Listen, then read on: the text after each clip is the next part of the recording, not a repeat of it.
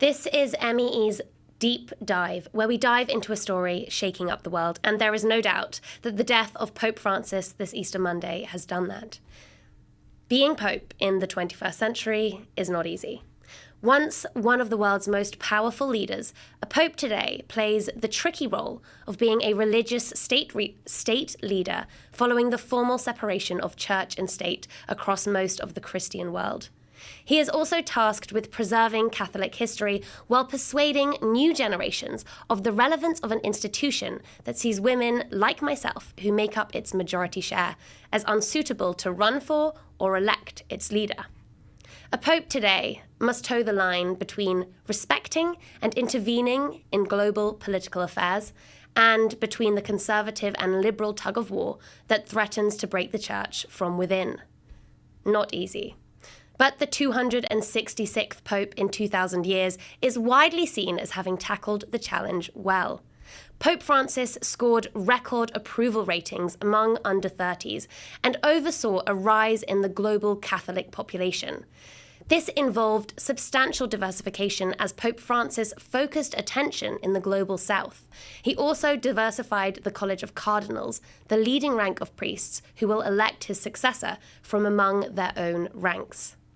The Argentinian Pope has not just changed the demographic makeup of the church. He ushered in reforms that marked, to many, the modernization of a stubbornly traditional institution. He partially embraced LGBTQ+ people, condemned climate change, apologized for the church's colonial past, criticized anti-migrant politics, and stood fast with the people of Palestine. Needless to say, such actions often threw him in the firing line. Throughout the ongoing war in Gaza, Pope Francis held near-nightly calls with the enclave's Christian community. In his final Easter sermon, he called for a ceasefire. And seen here, during a visit to Israel, he made global headlines with an unscheduled stop at the concrete wall between Bethlehem and Jerusalem, where he made a silent prayer. The Vatican leader particularly fractured relations with Israel when he wrote these words in November. According to some experts, what is happening in Gaza has the characteristics of a genocide.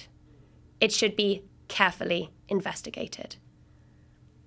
For Palestinian Christians, the Pope's death marked the end of an Easter weekend tarnished by airstrikes in Gaza, settler violence in the West Bank, and the barring of worshippers from East Jerusalem's Church of the Holy Sepulchre.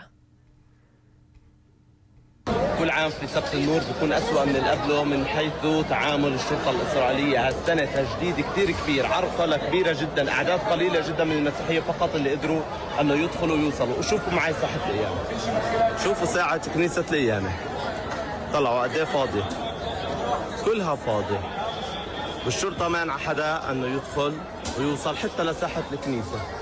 أزقة البلدة القديمة اللي قدر يوصل محشور فيها، والكنيسة من هون فاضية، وجوا الكنيسة لسه في كثير أماكن فاضية اللي بوسع الناس. الشرطة آلاف الشرطة اللي موجودين هون هم المخدين المكان.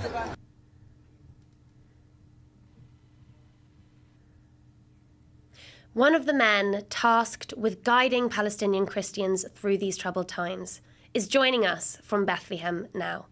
Reverend Munter Ishak, thank you for being here. On the news of Pope Francis's death, you wrote this on X. Palestinian and Palestinian Christians in particular have lost a dear friend today. Why was he such a friend to Palestinians in your eyes? Yes, the loss of Pope Francis is a great loss, not just to all Christians, I would argue, but to all of humanity. He was a very beautiful soul, a genuine faith leader. To us Palestinians, I think what we will remember him for is that he saw through our pain and suffering. When he visited Bethlehem in 2014, the stop at the separation wall meant a lot. You have to understand the impact of this wall on the lives of Palestinians. Not just the fact that it separates us from Jerusalem, but the mental, spiritual impact of that wall, giving us them, literally that we live in an open air prison, conveying to us that we're not wanted, that we are marginalized on the other side of the wall.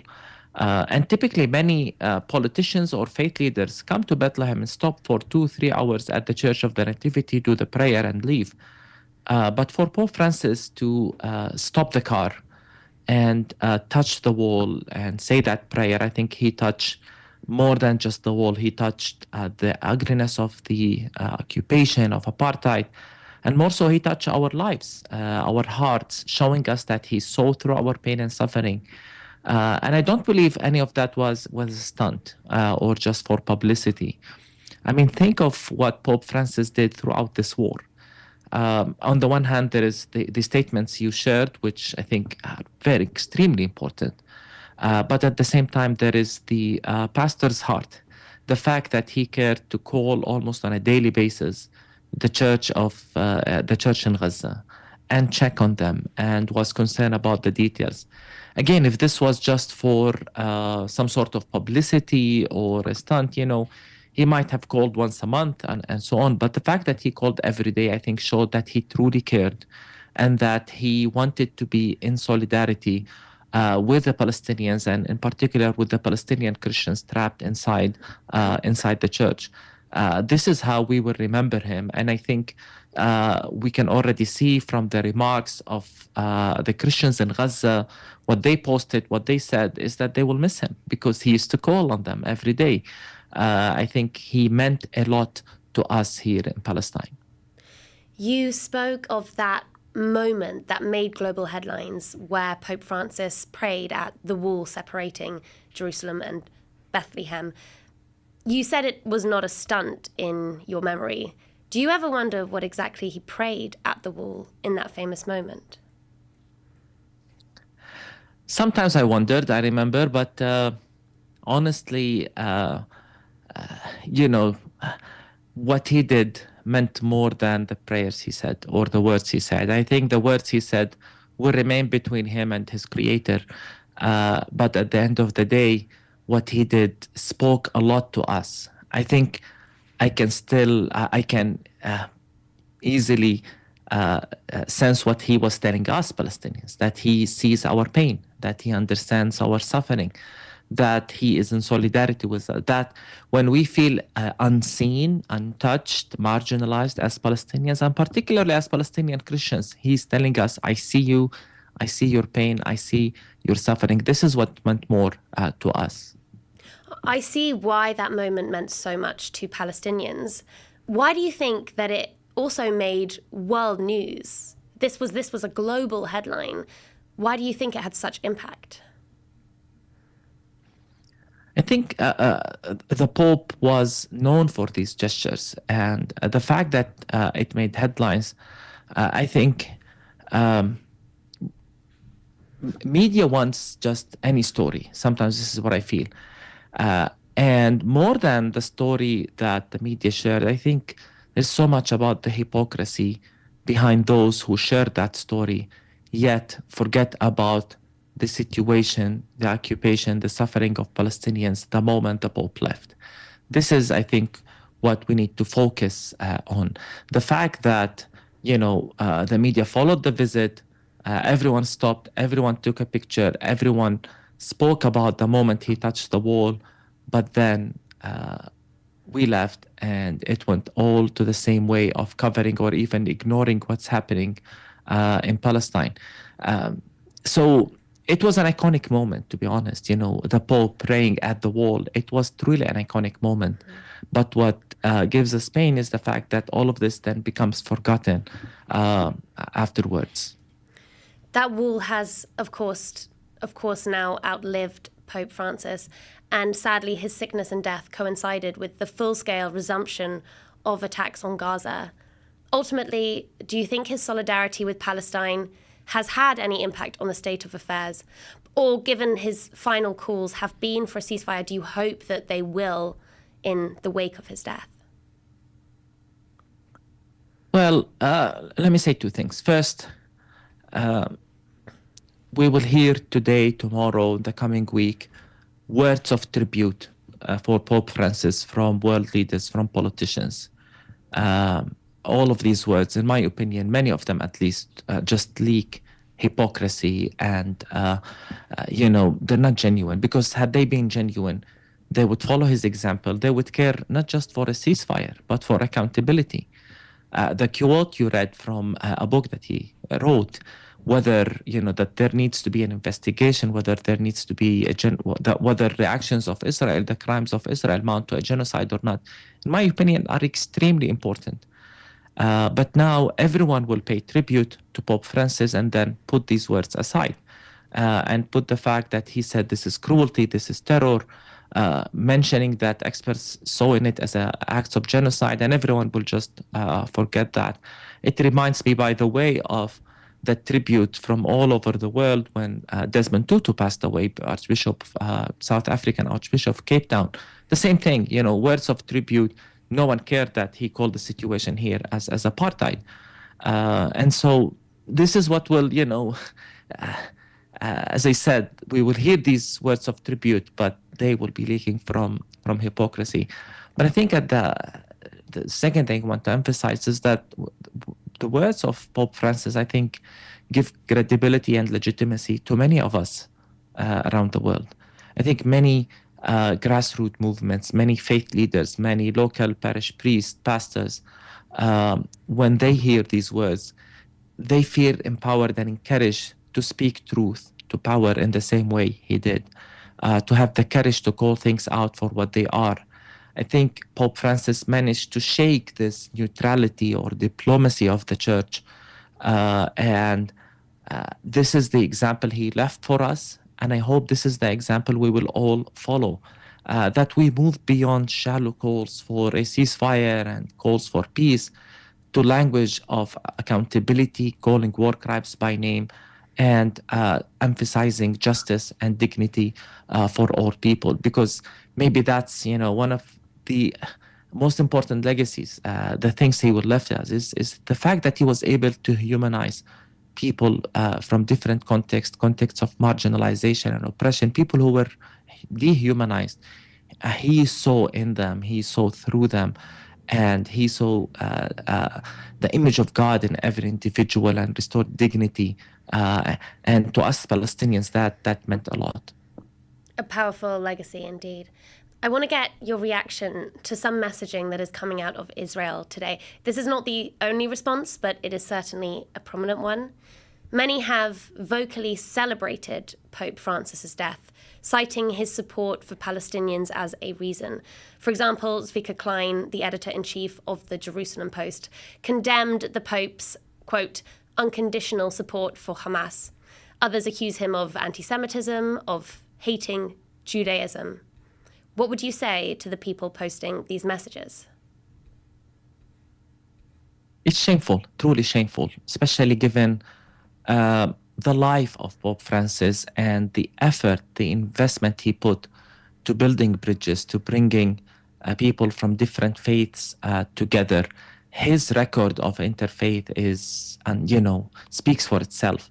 It's really shameful that accusations of anti-Semitism continue to be weaponized, even in an attempt, and no one can dare to do so, tarnish the reputation of a great man like Pope Francis. I think this is all part of the discourse of the Zionists to cast any solidarity with Palestinians as anti-Semitic. And the Pope was actually very genuine in his calls for the release of all the hostages. Again, he's not for one people group against the other. He's for humanity, he's for justice, and he's against war. And he clearly understood that war does not bring any results. It's only make things worse. Killing children is not the way forward. And so it's really sad and shameful that we hear such remarks about the legacy of a great man who genuinely cared for peace and wanted the well-being of all people living in this land. I also find it difficult to read some of these comments. And, you spoke about how this was a pope who managed to humanize the most marginalized groups. I personally attended his sermon at the Vatican 12 years ago, his first ever sermon. And I remember this feeling that this was a new dawn for the faith. Now, of course, there's a new election. It's another crossroads for the church. And many are scared that the next pope won't share Pope Francis's reforms, his progressive views, his solidarity with minoritized groups, including the people of Palestine. Is this a concern that you share? I think it's not appropriate to say this now. It's let's pray. Let's pray with the Catholic Church, accompany them in their prayer so that God leads this moment and this process, that they choose the right person to lead the church in the coming years. It's a very difficult times we live in as a humanity. And honestly, I think what's really more important than all of this is that we all follow in his footsteps. We shouldn't just wait for the next pope or for the next archbishop to do so, when the example Pope Francis left us is an example that we can all follow. We can all walk in his footsteps, each in our own context. I think this concept of God's solidarity with the poor, with the marginalized, something, we try to embody in our ministry as churches here in Palestine, I think should be the path forward. And recognizing, by the way, that Christianity today has become more than ever a global South phenomena, and faith leaders, Christian leaders from the global South, truly understand this element as a core element of what it means to be a Christian. To follow Jesus is to care for the poor, for the marginalized, to feed the hungry, to visit the prisoners, to defend the oppressed. And whether, rather than focusing on who's going to be the next pope, let's just pray. But more importantly, let's all follow in that example. And let's make sure that this becomes the characteristics of, our faith as Christians, wherever it exists. This news comes after a difficult weekend in Palestine for Christians. We've seen attacks on Christians in the West Bank by settlers. We've also seen worshippers being barred from accessing the holy site in Jerusalem. Is there anything that you wanted to say to those events? Well, this Easter, in terms of Israel's actions in the old city of Jerusalem, it's been the worse than ever, in terms of limiting the number of worshippers who were able to enter the Church of the Holy Sepulchre to attend the very important Holy Saturday, Saturday of Light, Sept Nur celebration. It was really challenging, difficult to get to the church, and it's really hard to understand this oppression, this violence against people who just wanted to go to church. And as I said, this has been the worst year. So it seems that it's getting worse every year. In my opinion, the goal is clear, to emphasize that Israel, they want to strengthen their control over the old city of Jerusalem, including the holy sites. Let's remember, whenever we speak on this issue, that East Jerusalem is occupied by the international law. We should not just accept the annexation of East Jerusalem as a status quo. And at the same time, it's all an element maybe to limit Christian celebrations or festivals or feasts in Jerusalem to small events attended by few international monks, maybe, without the presence of the indigenous local community. I think this is the plan.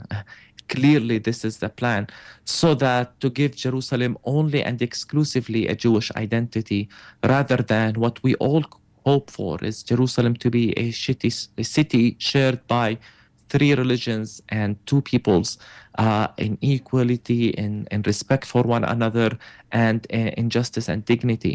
And so the fact that whether it's Muslims trying to go to Al-Aqsa Mosque or Christians trying to go to pray on a Holy Saturday, what Israel is doing is really despicable. And I hope the world pays attention. It's a limit to our freedom. And Matala, I hope you understand. I'm not talking about that they prevented people from Bethlehem or Ramallah to go to Jerusalem. Well, we can't go anyway to Jerusalem. You know this. We need a special permit from the military. It's never easy to get. We shouldn't need a permit to go to Jerusalem. Jerusalem is our land. It's a twin city, for example, of Bethlehem. But at the same time, even the East Jerusalemites themselves were prevented from entering the church. I mean, just to think of the logic, you live in the place where this is the most holy maybe site for Christians, and you're not able to go to the church on one of the most important days of the year. Just think of the logic of that and how painful it is for us as Palestinian Christians.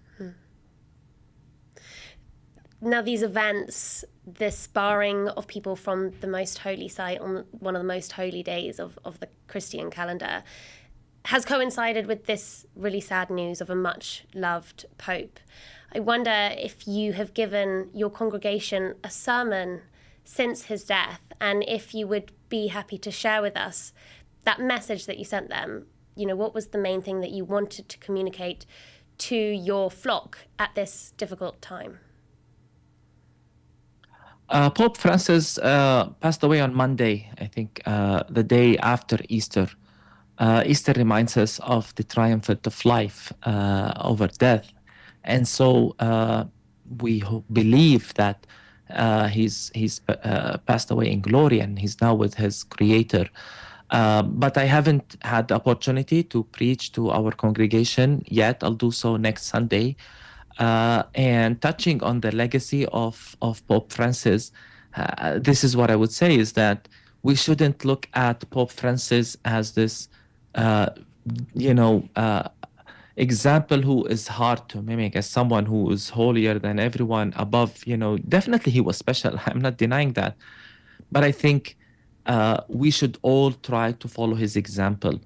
I think if we truly loved and were touched by the legacy of Pope Francis, by his ministry, by his teaching, by his preaching, by what he embodied, I think it's a calling to all of us, as I said, to care for our neighbors, to think of those marginalized, maybe in our neighborhood, maybe in our city, maybe in our family, to think of how can we bring a touch of compassion, be an instrument of God towards love, towards peace.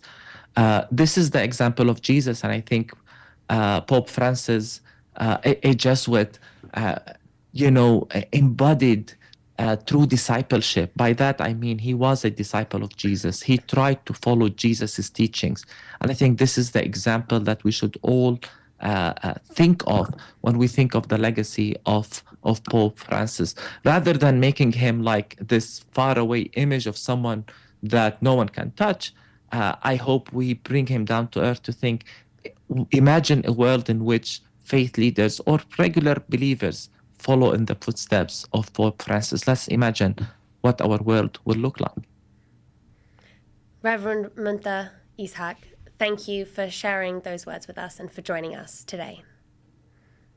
Thank you for having me.